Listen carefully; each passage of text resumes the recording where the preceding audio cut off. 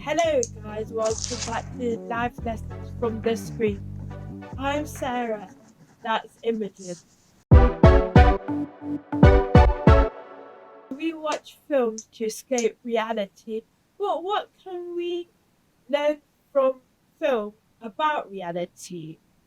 So in this episode we're going to talk about one of my favourite movies, Tick Tick Boom. I'm telling you it's not my favorite because I'm obsessed with Andrew Garfield, but this is a story that I can relate to, and it helps that Andrew Garfield's in it. But it is what it is. So, you know how it is. We're gonna get the synopsis from Imogen. Yes, so Tick Tick Boom is based on the autobiographical musical by the playwright Jonathan Larson. So it's kind of based on a true story.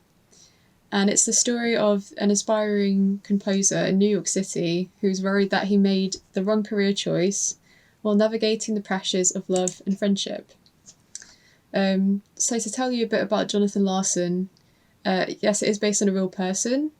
And he was a composer, lyricist, and playwright, famous for writing Rent and Tick Tick Boom, which this film was based on. And Rent is probably what he's most well known for, which is this story about a group of young artists in Lower Manhattan. And that won the Pulitzer Prize for drama, and it also won the Tony Award for Best Musical.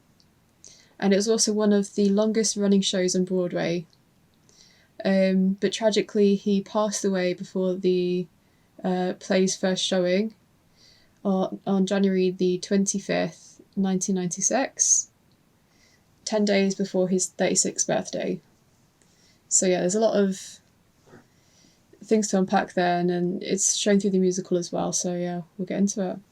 And you know what? This is the director debut of what is his name? Lin-Manuel Miranda, yes. So it's, for me, hearing him in interviews talk about that, Jonathan Larson inspired him. So he watched Tick Tick Boom, and got inspired for it. So this is fantastic that this was his first director debut because we know him from Broadway. So it made sense that why this was his first, and it's kind of impressive that it was his first. Yeah. You wouldn't think that. You'd think this guy made a couple of movies before, but Yeah, I know, it's really good. Yeah, considering it's his first one. As you say, I think because he you could tell he's been inspired by him, and as you say, they're both playwrights. So I feel like he would understand his mindset and his life more than maybe other directors. So it was a perfect choice. And I think they say a writer writes what they know. So like you said, that Lil Melville, the guy from Hamilton, I think because he was in the ecosystem of theatre, that's something new to us. But just listening to people who are in theatre talk about it, is these guys are passionate, and it was just okay, you could see that he understood the craft. Yes. And and that's what I just it. So you know what we're gonna do now. This is Wannabe Film Critic.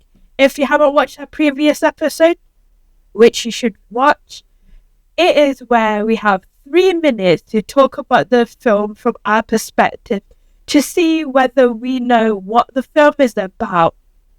Because, like I said before, last week, we are not film critics. We're just people who appreciate film. So, let's see if we have the same idea or not. So, because sometimes we don't know each other's opinions before coming to this. Yeah, so it's always fun because we don't tell each other what we're thinking. This is the first time we do it under the pressure of 3 minutes. So, yeah. All right. We're not doing rock, paper, scissors first. So, it's either you go first or I think she go first. Should I go first? Okay. Yeah. Let's get the clock. Let's get the timer on. Let's not set it to 3 hours. You just imagine that. The 3 minutes on the clock, starting now. Okay, so yeah, I really like this film. I knew nothing about Jonathan Larson before watching it, so it was a really good introduction to him, I think. And as you say, Andrew Garfield's, I feel like he's the perfect person for the role in this film. He just suits it so well, and he almost captures that same kind of musical, whimsical, but also quite serious vibe.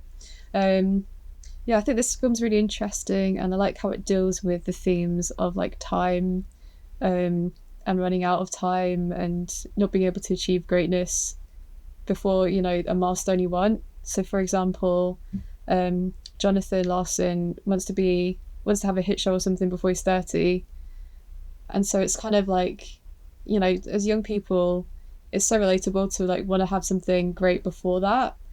So it's a really good watch for someone who's younger and is in a similar position, especially.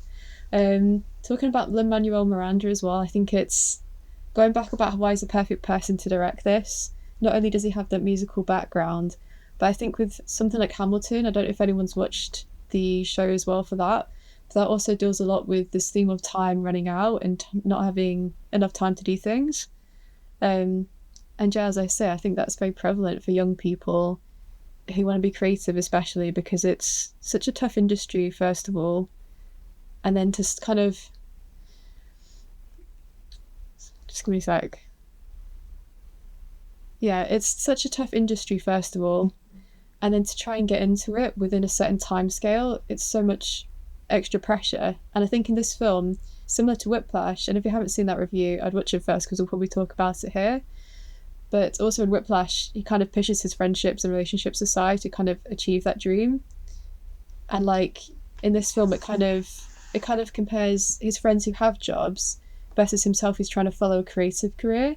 And so you get that perspective of whether he thinks he should be doing this or whether he should get a corporate job. There's one scene where he goes to the that mind map kind of thing, and he realizes actually no, I need to be creative. So it's an interesting view of the different pathways creative people can follow. So I think that's quite interesting as well. And yeah, that's my general thoughts on it. You might have 33 seconds, but that's right. It's done. No, there's very similar things to Whiplash, and I do agree. And I think Jonathan Larson knows he's good. Yeah. It sometimes it's like that party.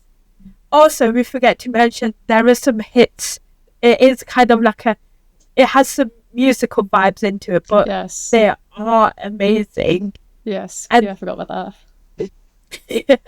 Which makes sense that it's about a theatre person from a theatre person, But I think if we're comparing it to Whiplash, I think Jonathan Larson knows that he is good because the people he surrounds himself with know that he is good.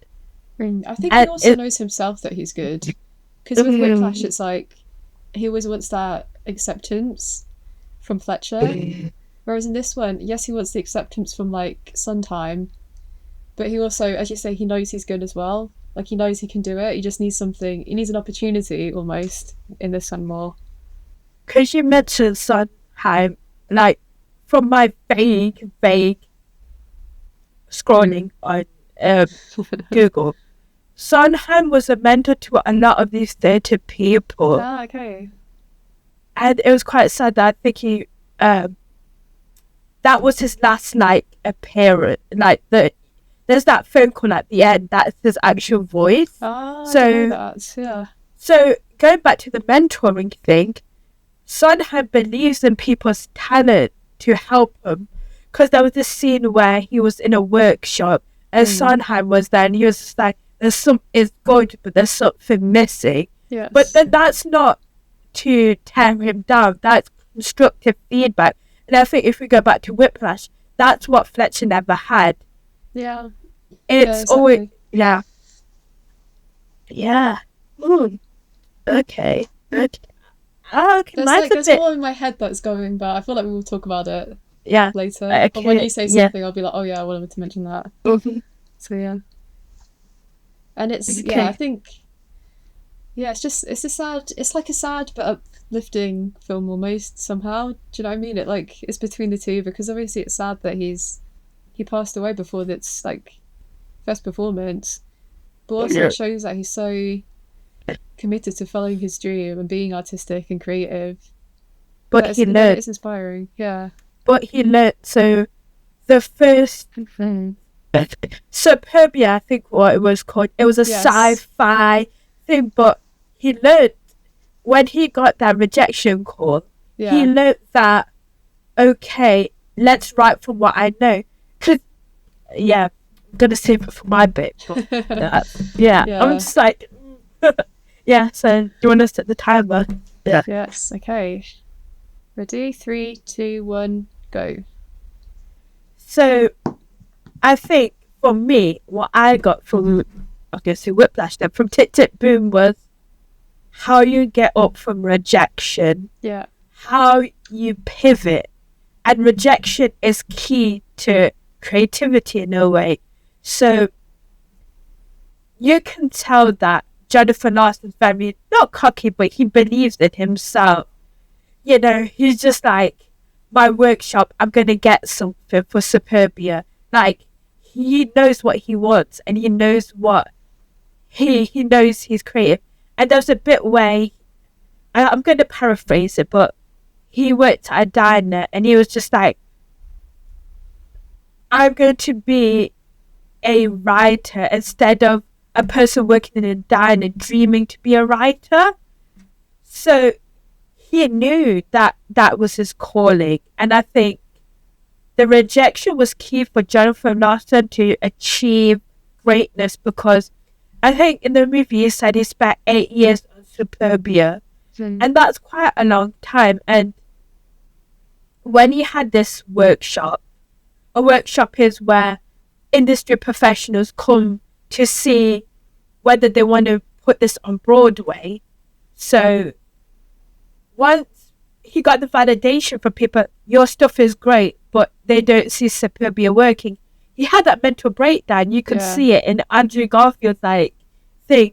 And it was just like I don't know if it's a talent agency or a manager say, what do I do? And the woman was just like, you keep writing, you write the next one and the next one. And she was just like, I think you got to write something from that you know. And I think Jonathan Larson, I think the AIDS epidemic, sorry if I misremember, but this is what I remember, but his best friend Michael had AIDS. And once he realized that, he was just like, he's sacrificed a lot, but he appreciated that his friend Michael had to take that big 6-figure marketing job because he didn't want to deal with rejection. His friend Michael, he wasn't cut out of it, but his friend Michael was always like, you're not quitting. I see your potential. And I think by having friends and having people who believe in you but not sugarcoat it, because there's a lot of times his friend Michael was there to be the pillar. It's like, you're going to forget to rent, to pay, because Michael was the person who was the one who had the head on, like the one who respects. I'm just going to finish what I'm going to say. Finish it but up, I think Michael respects his dreams, but grounds him to reality. And I think for me, it's all about what if Jonathan Larson didn't write Rent? What happens if he just gave up because Superbia had only took him 8 years, but then he found out that what to talk about. And I feel like as well, not to get into it fully, but just to say something.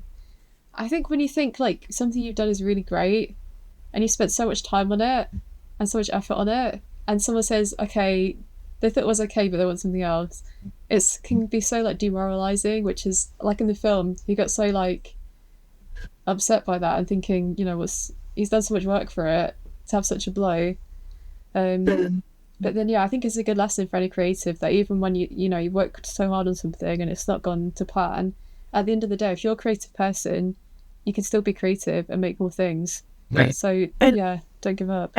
And I think, going back to Whiplash, that phrase where the worst thing is a good job kind of applies to Jonathan Larson in a way. If people just told him it was good, he wouldn't have come out with Red.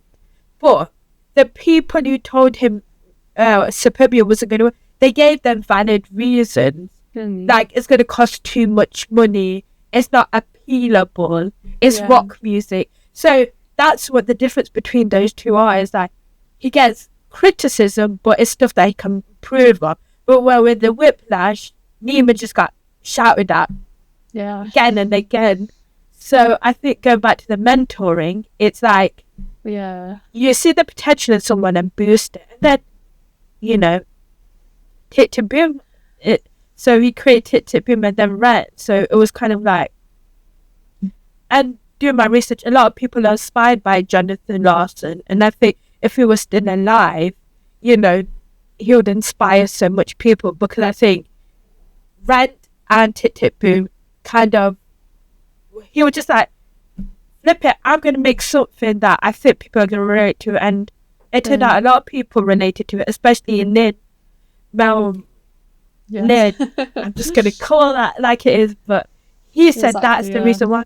And you can find that, go back to Andrew Garfield, you can find videos of Jonathan Larson and side by side by Andrew Garfield, and it's uncanny. And I think he did a great job portraying the kind of craziness of Jonathan Larson. And it was quite, you can see at the end of the film, they had some of the actual footage, and it was just like, damn, And Lynn was saying that because Jonathan Larson recorded everything, they could like match everything, and it was kind of cool that, I think because, it was kind of crazy that you could get that from it. And I think that's why we should be recording everything, document anything mediocre, because you never know what it will become. We're just going to talk about the life lessons you can take from Jonathan Larson as a person and as the film, because we mentioned a few, but I think there's a lot to learn, and I think everybody should learn from it. So, do you have ideas, or do you want me to get first? You can go first, yeah. I think first for me is how you deal with rejection. It's most important to people who are creative, and people in general, because that scene got me, like, when he was on the phone after the workshop happened, he was like, has anybody called? Is it going to go to Broadway? And she was like, oh, people loved it, but he could have easily just given up, but he spent his time writing stuff, learning from it, because there's no point making mistakes and getting rejected, making mistakes, not learning from it. But I think that's what he did, and I think you should just take rejection as a positive. Ask why, because sometimes it's not you. Sometimes it's like 𝘭𝘮𝘯𝘯𝘯 would cost too much money, that they were saying. The budgeting, Yeah, but then that's not got to do nothing with Jonathan Larson. People loved his music, but then he was like, okay, let's make something that you can make, which was Red. So I think that was one lesson that I got from it. Yeah, I think as well, like when you're like an up and coming artist or like creative person, like you have to be realistic with what you can make. So yeah, if you're writing something that, like if we wrote a script or a film or something that we know would cost a lot or would need a lot of work into it, then it's like it's a nice thing to have under your belt, I guess, but realistically you can make it. So it's kind of about balancing, what you can actually do versus what, your mind wants to do. So yeah, but as I say, if you're a creative person, yes, you'll get like stumped, or sometimes you'll find it hard to be creative, but ultimately you can always create something new. And I think that's what can be learned from Larson as well, that even after he kind of they said, oh, we liked it, but we can't make it, he was like, he was upset. But then after, you know, he created Rent. So it just shows that in the face of kind of failure, you know, you can make something great. So yeah, it's a good life lesson. So yeah, if we look at the theme of time as well, stuff like I want to be famous, I want to do this, I want to do that before I'm 30 or whatever age you are. I think that you kind of have to realise that, first of all, some people go at different paces. So even if you're not where someone else is, doesn't mean you're a failure, or doesn't mean that you haven't done as well as them, because at the end of the day, it's about opportunity, luck, and skill and everything else. So just because you haven't had the opportunity someone else has had, doesn't mean that you won't get to where they are at some point. And so I think that it can be problematic sometimes to think, why am I not where someone else is in the same amount of time? And I think it's very common, like, to look at younger people and think, well, they're doing everything I want to do, they're so much younger than me, how am I in the position I'm in? And you can look down on yourself and think, oh, I'm so like bad at what I'm doing. But ultimately it is just about opportunities and that. It triggers me because I'm 24 now, and it's just like, I know how he felt, because people got to remember these, like, you know, you got to be married by a thing. That's because people died back then so quickly, you know, back in the medieval time, like, whatever. Don't fact Yes. check me, but yeah. But people, you know, people had these time pressures because they weren't going to live long just because of the circumstances. And I think we've took that and took it to a whole other level, but we lasted a lot longer. And I Right. think people haven't gone to terms with the arbitrary numbers that are just chucked Yeah. there. And also, like, feeling like you're old even at 30, it's like you're not really old, you've still got so much ahead of you. And it's not like, it's good to have deadlines and things, but you shouldn't think, oh, I've not hit this milestone at this age, so, you know, I've done something wrong and I'm a failure. Yeah, you shouldn't be thinking like that. I feel attacked because it's just like, I'm only like 24 and I'm just like, oh, to Yeah. people younger than me, and they're like only like 2-3 years younger. Just like, oh, like, but then I think that's what society says, like, you Yeah. know, with hustle culture and that. It's like, if you're not making, it's so easy now because you've got the internet, and I'm just like, okay, but I think that's why it's like you just got to reevaluate it, because, Yeah. and I think the reason why Jonathan Larson said 30 is because he was looking at Sondheim and comparing Yes. himself to him. So it's kind of And like, his idol, it's, isn't it? Yeah. yeah. And I think I understand where he came from, but it's just like, you're on your own journey. And I think that is kind of like, I see what you did there, but it's kind of like, Yeah. you're comparing yourself to your idol, and people are going to compare him to us, or like, you know, you compare Mm. yourself to everybody, but you know, you're on your own journey, and if you're passionate about being creative, you're gonna make it work even in your 40s, your 50s. And I Exactly. think, you know, there's a lot of celebrities who, like Oprah, like, got success later in life. And Yeah. I think Jennifer Larson would have wrote Superbia for 8 years if he didn't love what he was doing. I think Mm. that got him there.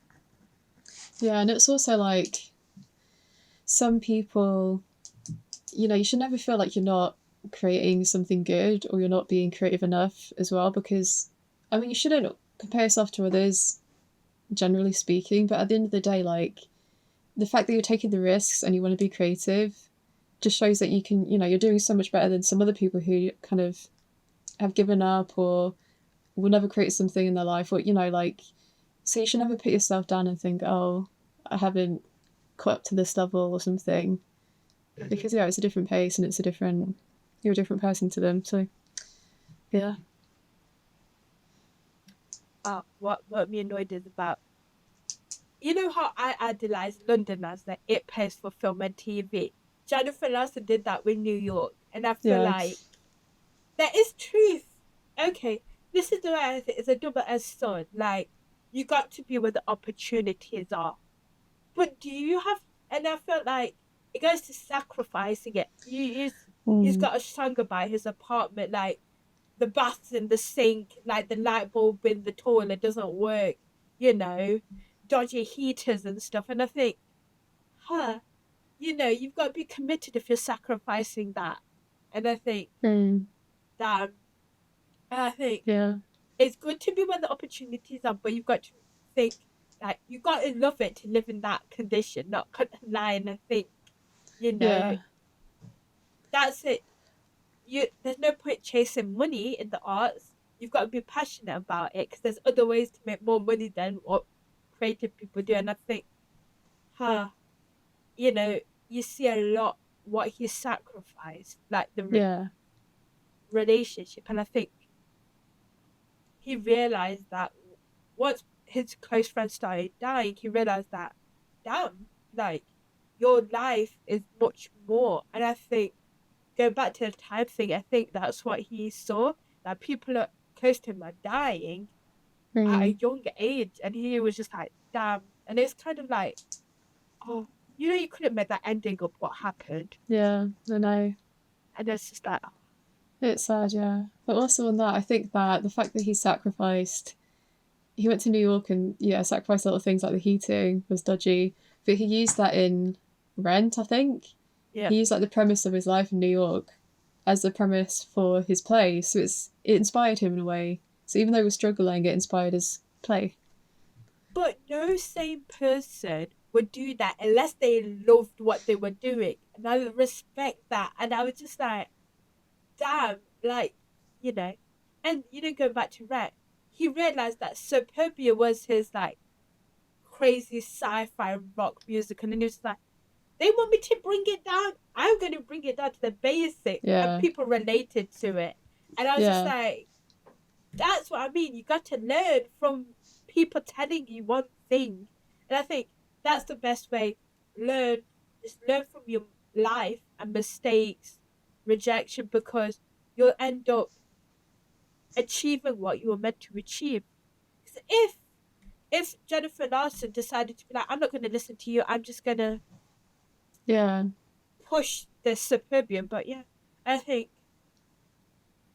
one day we'll get to a place where we can be living in London, but I think it's aspirational to be like, I'm going to work at a diner, I'm going to still write my music, I still believe it, instead of giving up. I think that's just beautiful. Yeah, because there's a reason why New York is the capital of theatre and stuff, and that London's film and TV for us. But I think sometimes you just got to do it because you never know. Yeah, and also, like, I mean, hopefully cities are becoming more up and coming, not just in London. Yeah. So, it's also like, try to go there if you can, but, they're also oversaturated with creative people that, in a way, it's almost good as well if you're creative in your own town and in another city. But, yeah. That's what I think. No matter where you are, you need to find like-minded people, because I think, for me, by somehow mentoring Jonathan Larson inspired him, and then just the people you're around, like his friends, were like, who's supportive?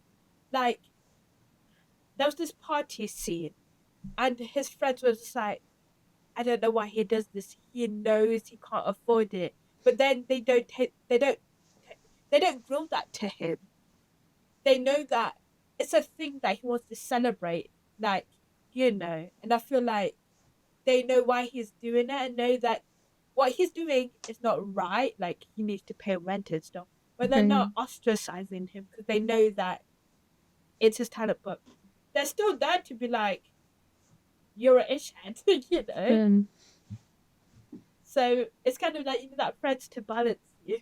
Yeah, exactly, 100%. And I think that he would have done that anywhere.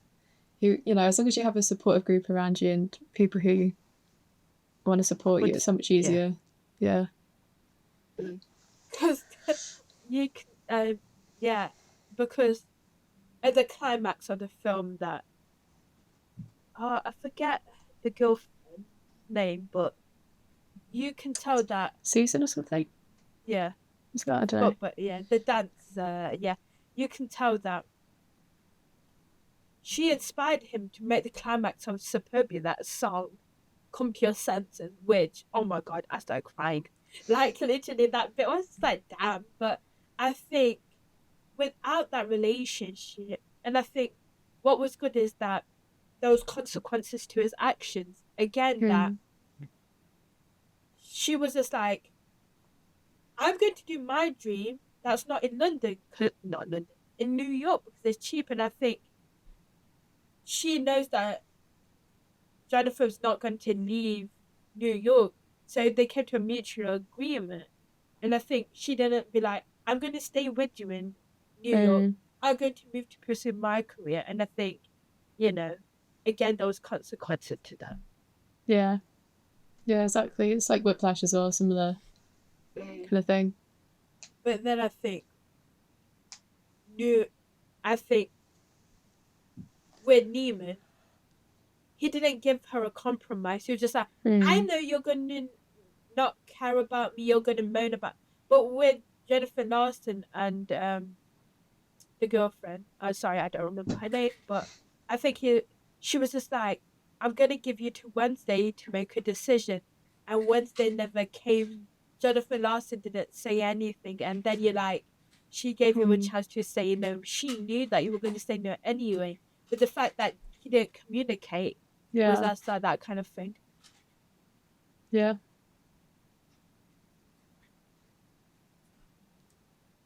Yeah. What's one thing that you would what one thing from the movie do you take away from like your lived experience and stuff? Because obviously we're not theatre people. Yes. Do you mean like what do I relate to, kind of? Yeah. Like what would you what life lesson did you take from it that you can relate to? I think the biggest one is that one where he gets the call, because it's so like, God, it must be so like demoralizing to hear like you worked so hard or something and then it doesn't go where you think it will. Big one. But yeah, as I say, like I think if you can persevere through that, and then it gets easier to persevere through more failures. So, each failure hurts a little less. Yeah. I think that's a really important lesson, especially when you're a creative person or into something creative like us. Yeah. It's a hard lesson, but it has to be learned. And I think for me as well, about to learn to your point, is having people who can be there for you. To kind of be like, okay, what's the next thing? Like, we know you're amazing, but this is what they've said. Like, you just kind of, you kind of like, are you cheerleaders but won't sugarcoat it? Yes. They want to tell you how it is. And I think that for me is that having those people, because I think, obviously go back to Whiplash, Neiman was alone. Like, all he had was like, no one to share their passion. People, he felt like he had to prove a lot because everybody was criticizing him. But with Jonathan Larson, he had people who were like, oh, you are the prodigy, you are the good, you are the thing. But they were like, but there's something missing. You need a song. Haven't you wrote that song? This is important because you need the epiphany song, which was come to your senses in that case. But that fact, there was like, oh, you're amazing, you don't need to tweak it. It is fine. The fact that I heard people just say to him, look, it's missing, Yeah, and I think with him, he's like, I don't want to say delusional, but he's like optimistic at the beginning to like kind of a healthy extent of it because he's so really wants to do it and like push towards it. So I think it's good to be optimistic, but when the failure comes, realize that you need to be rational as well. I think that's what Fletcher's point was in Whiplash. But the fact is, it was too toxic. So the fact that, Jennifer Larson, people were saying to him, oh, it's good, we liked it, but it's not feasible for the theatre. Yeah, it's realistic. Yeah. It's not saying like your mum's a failure or something. Yeah. Oh, but your mum's a failure, she left out. Yeah. But they were like, the woman was just like, they loved it, but realistically, it's still positive. So I think that's why rejection is so important. Just imagine if Jennifer Larson spent another 8 years on that, and then it turned to be a failure, and then it's just like, okay, that rejection needed to happen for Jonathan Larson to become what he was. Yes, and also I want to say, like, I do think that even though you spent so much time on it, it's not like, I think sometimes when you do something, you spend so much time, you think, okay, I've wasted my time doing this because it led me to nowhere. Like with his play, it didn't get made, so it feels like a waste of time. But ultimately, you've tried to do something, you've made it, and it's, even though it might not achieve what you wanted it to achieve, it still led you to somewhere else and inspired you to do something else and made you realise, okay, I'll do this differently next time, I'll do this differently next time. And so you're not wasting time, you're using that time to become better and more successful and, more creative. And then what I've looked from my Googly research is that Jonathan Larson, when he was a theatre person, there was a majority of shows that were rock, electric. So he was just I'm going to paraphrase it, was just he wanted to make theatre for the MTV generation, basically saying that the people. I saw that, yeah. Yeah. And I felt like he did do that, and his legacy lasted because he believed in himself, and he used that rejection to make Rent. And I think that is so important, is how you react. He could have just gone back to the diner and be like, yeah, I can't be dealing it, rejection's not for me. But the fact he went back to the diner, still worked there, still pursued it. And I think that's what we've got to do. Hit rejection and learn from it. Because it's such an important skill, yeah. And I think he needed those 8 years to write Superbia to be like, here, it's a masterpiece. And then for people to be like, yeah, it's amazing, we like it. But you forgot the key part. It's not ready for the Broadway. Because obviously it's about logistics at the end of the day on their part. It wasn't because it's bad. It was just too much money.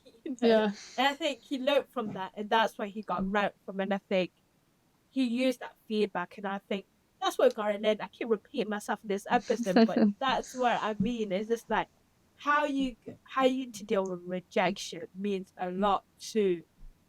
It means a lot in life because I don't know where I was listening to a podcast and they say people who are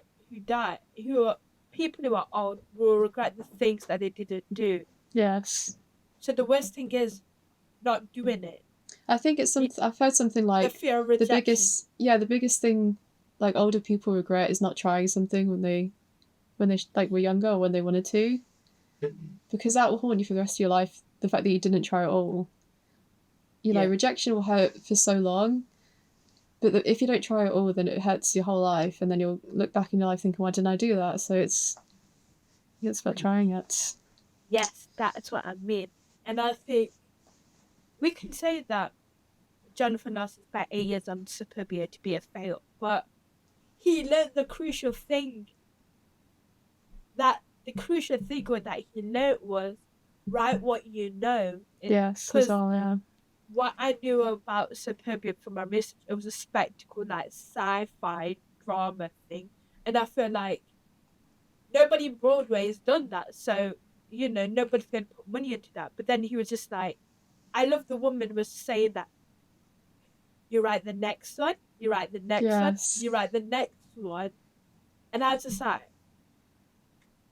yeah, period. Come on.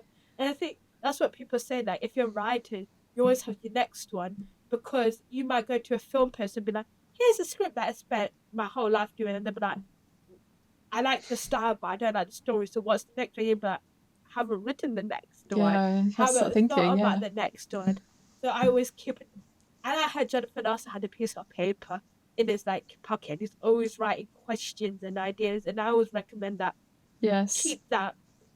I've got a notebook for just full of script ideas, random thoughts, notes, because you never know. You just look at them and be like, okay, I like that idea, let's flesh out. And I think everybody should just keep a notebook full of ideas, because you never know. Because that will help with the ideas. And you need them. Ideas. Yeah. If you're a creative person, you want to do creative stuff, you kind of need something like that because you can't keep it all in your head. You start forgetting things. Yeah. If you put it to paper. Okay, we could be waffling for a long time, so that's been this episode. So, you know what? Yeah. I need to appreciate theatre more, because I would have never knew who Jonathan Larson was if it wasn't for Tick Tick Boom, and I think you just gotta go out there. Any closing thoughts, Imogen? No, I completely agree. Yeah, it's a really good film. If anyone has any recommendations on other musical kind of films, be interested. Yeah. We don't have a socials yet, but if we do, there will be a here. Yes, But and let us know what you that's, thought of it. The rest of that, yeah. you Thank know, you. listen to us on podcast platforms. Leave us 5 stars. Tell us some feedback. What you like, what you don't like. We won't be crying in the corner. See ya. That's been Life Lessons from the Screen. Goodbye.